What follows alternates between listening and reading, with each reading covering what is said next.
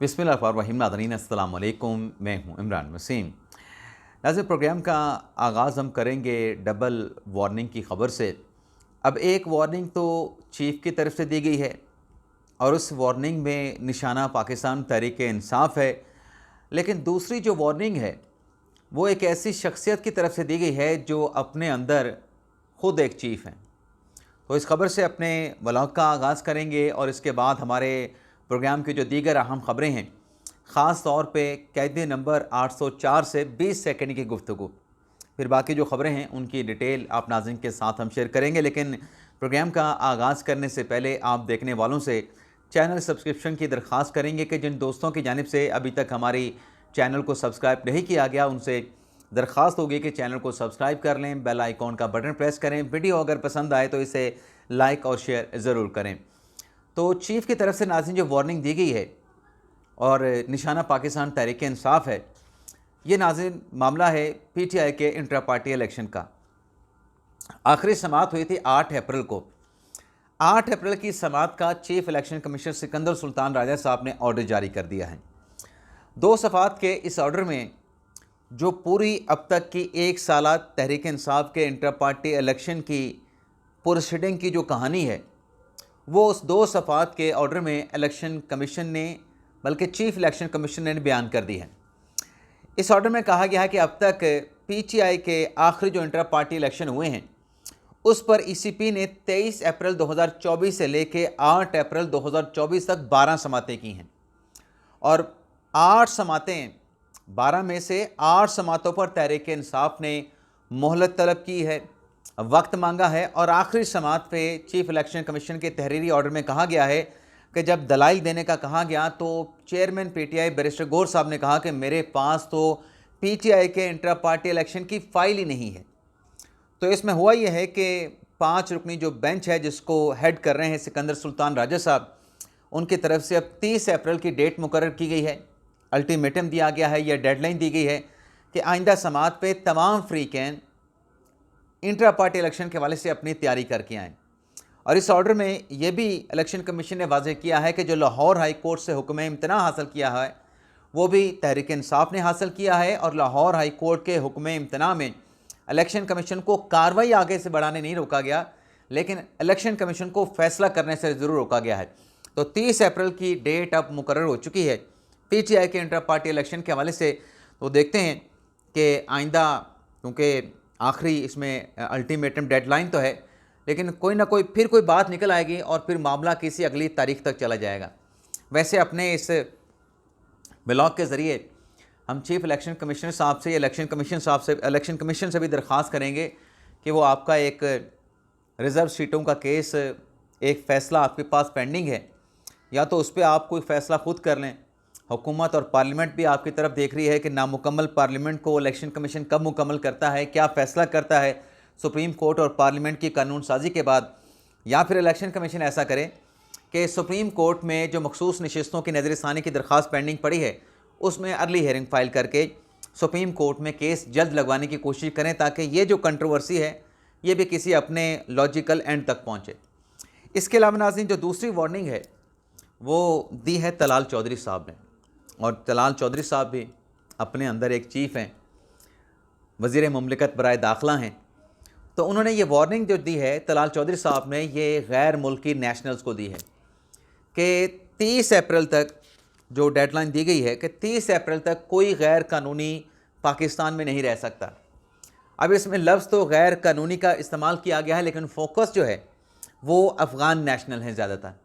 लेकिन अब की मरतबा हुकूमत पाकिस्तान ने जो एक पॉलिसी दी है, तमाम पाकिस्तानियों से कह दिया गया है कि कोई भी पाकिस्तानी शहरी किसी गैर मुल्की को अपना घर, अपनी दुकान या कोई प्रॉपर्टी किराए पे नहीं देगा, और अगर कोई देता है किसी गैर मुल्की गैर कानूनी को, जो कि गैर कानूनी तौर पे यानी पाकिस्तान में रह रहा हो, उसके पास वैलिड डॉक्यूमेंट्स ना हो, तो फिर ज़िम्मेदार किराए पे देने वाला घर वाला होगा या फिर किराए पे देने वाला दुकानदार होगा, जिसकी दुकान होगी, दुकान मालिक होगा।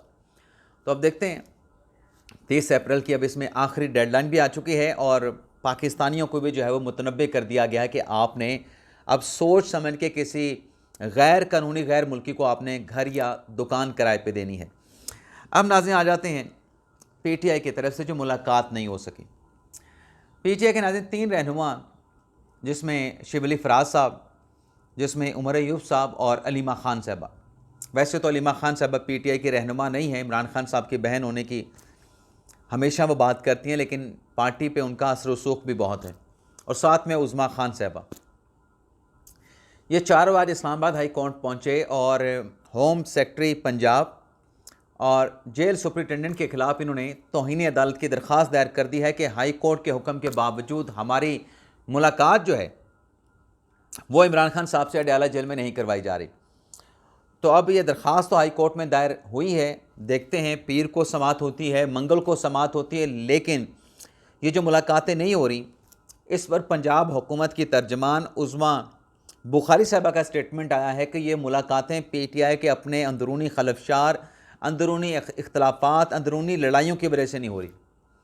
उज़मा बुखारी साहब का यह कहना है कि पंजाब हुकूमत ने कोई डायरेक्शन नहीं कर रखी, मुलाकातों से नहीं रोक रखा, चूँकि इनकी आपस की लड़ाइयाँ चल रही हैं, तो इसलिए ये अपनी आपस की उन लड़ाइयों पर आके, मीडिया पे आके, बाहर आके सियासत करते हैं, मीडिया के ऊपर आके प्रोपोगंडा करते हैं। हमने मुलाकातों से नहीं रोक रखा।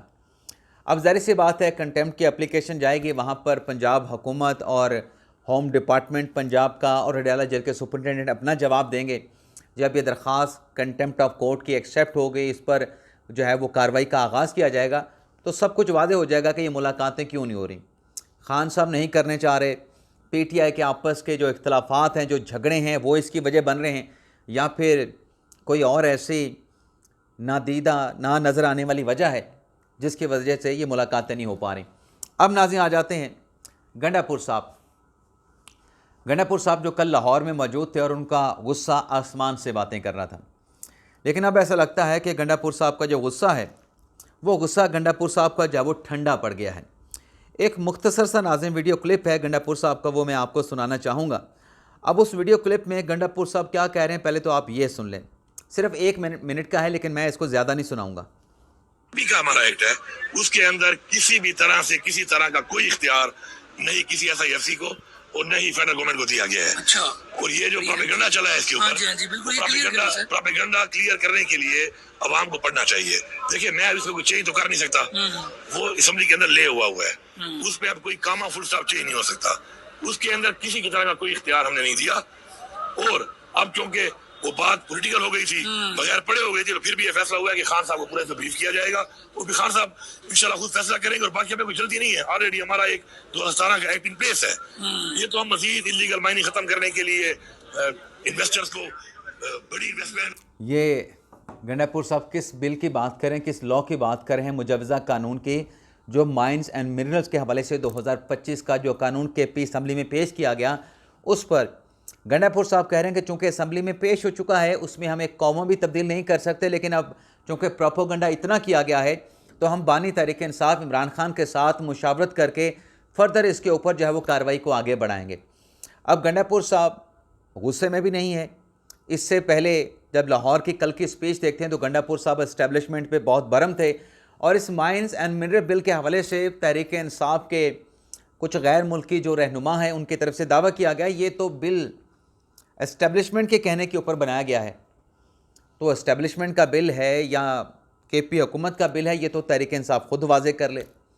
लेकिन एक चीज़ जो बिल्कुल क्लैरिटी के साथ नज़र आ रही है कि जिस प्रोपेगेंडे की अली अमीन गंडापुर साहब बात कर रहे हैं कि इस बिल को पढ़ा नहीं गया, इस बिल के ख़िलाफ़ जो है वो सियासी बयानिया बनाया गया, सियासी प्रोपेगेंडा किया गया, वो कोई और लोग नहीं थे, वो PTI के अपने लोग थे। वो चाहे अमेरिका में बैठे थे, चाहे बरतानिया में बैठे थे, वो इस कानून के ख़िलाफ़ बात कर रहे थे। और पाकिस्तान में भी लोग इस कानून के ख़िलाफ़ बात कर रहे थे, बल्कि इस कानून को बानी तहरीक इंसाफ इमरान खान की रिहाई के साथ भी मशरूत कर रहे थे कि ये बिल KP असम्बली में तब तक पास ना किया जाए जब तक बानी तहरीक इंसाफ इमरान खान को अडयाला जेल से रिहा नहीं कर दिया जाता। अब गंडापुर साहब कहते हैं कि ये बिल जो है इलीगल माइनिंग को रोकने के लिए हमने बनाया है। इस बिल के ज़रिए कोई अख्तियार SIFC को नहीं दिया गया। इस बिल के ज़रिए सूबाई हुकूमत का कोई अख्तियार जो है वफाकी हुकूमत को नहीं दिया गया। अगर इमरान खान साहब का बाएतमाद साथी, अगर इमरान खान साहब का मुंतखब करदा इमरान खान साहब का मुंतखब करता PTI का रहनुमा जो कि खैबर पख्तूनख्वा का वज़ीर आला है, वो ये कह रहा है कि इस बिल में ऐसा कुछ नहीं है, तो फिर PTI वाले अपने गिरोबानों में खुद झांकें, गंडापुर साहब भी अपनी पार्टी के अंदर उन एलिमेंट्स को, अनासर को तलाश करें जिन्होंने ये प्रोपोगंडा किया था, और इस बात को भी इंक्वायर करें कि इस प्रोपोगंडे का मकसद क्या था, क्यों प्रोपोगंडा किया गया। अब नाज़रीन आ जाते हैं बानी तहरीक इंसाफ कैदी नंबर 804 इमरान खान साहब की बात भी कर लेते हैं। 20 सेकंड की गुफ्तगू। अब 20 सेकंड की गुफ्तगू पे आने से पहले, 20 सेकंड की जो ख़बर है वो आपके साथ शेयर करने से पहले, इमरान खान साहब जब वज़ीर आज़म थे, जब उनके ख़िलाफ़ 9 अप्रैल 2022 को वो जो अदम एतमाद की तहरीक पर वोटिंग होनी थी, वो वोटिंग तो हुई और फिर 10 अप्रैल की तारीख भी आ गई, लेकिन अल्टीमेटली वो अदम एतमाद की तहरीक जो कि इमरान खान साहब ने गैर मुल्की साजिश करार दिलवा कर कासिम सूरी साहब से मुस्तरद करवाई थी, और फिर आरिफ अलवी साहब ने उस पर कौमी असम्बली तहलील करके नया इलेक्शन करने का ऐलान और फिर निगरान सेटअप के ऊपर भी उन्होंने काम शुरू कर दिया था। तो इमरान खान साहब ने इस असम्बली के तहलील होने से पहले और तहलील होने के बाद खान साहब ने एक बयानिया चलाया, और ख़ान साहब का बयानिया क्या था? ख़ान साहब का बयानिया था कि न्यूट्रल तो जानवर होता है, मीर जाफ़र, मीर सादिक जो न्यूट्रल हो जाते हैं वो मीर जाफ़र होता है, मीर सादिक होता है। और फिर ख़ान साहब कुछ अर्सा जब गुज़र गया तो ख़ान साहब ने सारा जो मलबा है वो जनरल बाजवा पर जैसे पहले गिरा रहे थे कि उनकी हुकूमत जनरल बाजवा ने गिराई, फिर ख़ान साहब ने ये बयानिया बनाया कि मैं तो बिल्कुल बेबस था, मेरे पास तो हुकूमत थी नहीं, फ़ैसला करने का अख्तियार मेरे पास नहीं था, फ़ैसले जो कर रहा था वो सुपर किंग जनरल कमर जवेद बाजवा कर रहा था। यानी ख़ान साहब ने अपने आप को बरी-ओ-ज़िम्मा बतलाने की कोशिश की या बनाने की कोशिश की। अब ख़ान साहब जब तक वज़ीर आज़म की सीट पे थे तब तक ख़ान साहब कहते थे कि मैं बॉस हूँ, और ख़ान साहब ये भी कहते थे कि जनरल बाजवा मुझको बॉस कह के पुकारते हैं, और ये बात बिल्कुल दुरुस्त भी थी कि जनरल बाजवा इमरान खान साहब को बॉस ही कहते थे। लेकिन जब ख़ान साहब खुद फारिग हुए तो ख़ान साहब ने कहा कि मैं तो बॉस नहीं था, मैं तो अर्दली भी नहीं था, मैं तो चपड़ासी भी नहीं था, मेरे पास तो अख्तियार ही नहीं था, अख्तियार तो सुपर किंग जनरल बाजवा के पास थे।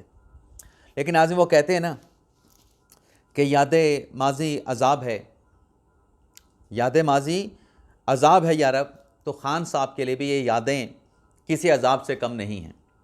मैं नाज़रीन आपको ख़ान साहब का भी एक क्लिप सुनाने जा रहा हूँ जो मुख्तलिफ़ व्हाट्सएप ग्रुप में आज न जाने क्यों वायरल हुआ है, लेकिन वो वीडियो क्लिप सुनने के लायक है। उसमें ख़ान साहब से जो 20 सेकंड की गुफ्तगू खातून एंकर मेहर बुखारी साहब ने की है, उसमें सुने कि ख़ान साहब क्या कह रहे हैं। आप आ जाएंगे तो सारे भाग जाएंगे पीछे, वो इनकलाब पूरा हो जाएगा। अगर तहरीक इंसाफ की गवर्नमेंट आई, ये मैं कभी आपके सामने एक्सक्यूज नहीं करूंगा जी मैं बेबस हूं लेकिन जी फौज जी कुछ करने दे रही, ये तो कोई बहाना नहीं है। अगर फौज नहीं करने जा रही, मैं इनकॉम्पिटेंट हूं, इसका मतलब मैं डिजर्व ही नहीं करता प्राइम मिनिस्टर बने। तो ये ख़ान साहब की अपनी कही हुई बातें हैं। जब वो वज़ीर आज़म नहीं बने थे 2018 के इलेक्शन से कहीं पहले ये इंटरव्यू मेहर बुखारी साहब ने किया था, जिसमें इमरान खान साहब ने कहा था कि मैं हुकूमत में आया तो उसके बाद अगर कुछ हुआ तो मैं मलबा फ़ौज पे नहीं डालूंगा कि मुझे काम करने की इजाज़त फ़ौज ने नहीं दी, मेरे फ़ैसलों में फ़ौज ने रुकावटें पैदा की। बल्कि ख़ान साहब ने कहा कि अगर ऐसा हुआ तो इसका मतलब ये है कि मैं वज़ीर आज़म बनने के लायक ही नहीं था।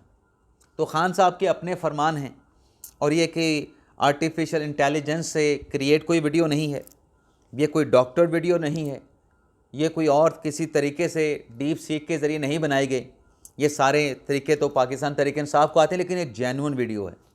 मेहर बुखारी साहब ने इमरान खान साहब का इंटरव्यू किया था, उसमें इमरान खान साहब ख़ुद ये बात करें कि अगर मैं ये बात कभी कहूँ, अगर तहरीक इंसाफ की हुकूमत आती है, तहरीक इंसाफ अगर इक़्तिदार में आती है, मैं अगर ये कहूँ कि फ़ौज ने मुझे काम नहीं करने दिया, इसका मतलब यह है कि मैं ख़ुद नालायक हूँ।